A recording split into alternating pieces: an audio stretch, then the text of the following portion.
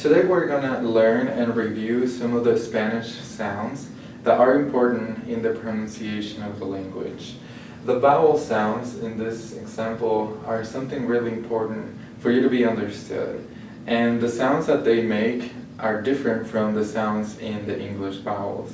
And today we're going to review the sounds that you need to make and the way that you need to pronounce the vowels for you to create a better accent and also improve your pronunciation.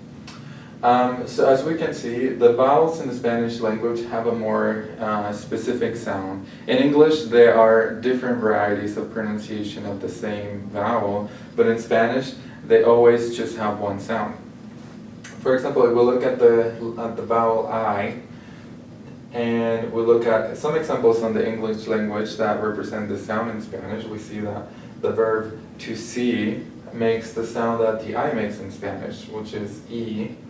Then with the E vowel, we have that the word that we can assimilate this will be day, where the E makes the sound in Spanish A. For the A, we're going to do kind of like saying alf, so it's a really complete sound of ah.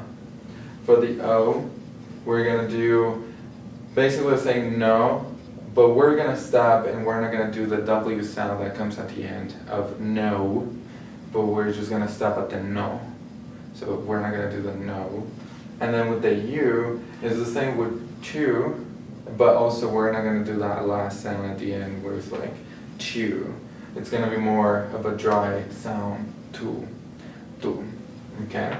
So here are some examples, and whenever you're reading Spanish, you have to keep that integrity in the sound for them to sound like a native speaker would say them. So for example, we have agua, and this is a different exception because you have two vowels together, and usually when you have an U here, it doesn't sound as much. So here will be agua. So you can barely hear the U. So the next example is entender.